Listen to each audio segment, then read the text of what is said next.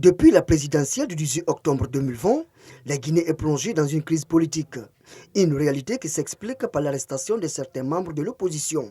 Beaucoup pensent que le cadre permanent de dialogue et de concertation mis en place pourrait aider à résoudre cette crise. La crise, elle est patente entre les acteurs politiques et je crois que c'est en suite de cette situation que le président de la République a jugé utile de mettre en place un cadre permanent du dialogue politique et social qui se veut être une plateforme de concertation entre tous les acteurs politiques, les acteurs institutionnels, les acteurs sociaux et en considération bien évidemment des thématiques qui se rapportent aux questions électorales, aux questions politiques, aux questions sociales, aux questions qui ont trait aux politiques publiques sectorielles, aux questions qui ont trait à la paix et à la consolidation de la paix.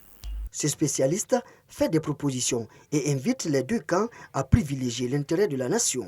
La solution, ça va se jouer en réalité sur la volonté politique de Monsieur le Président de la République.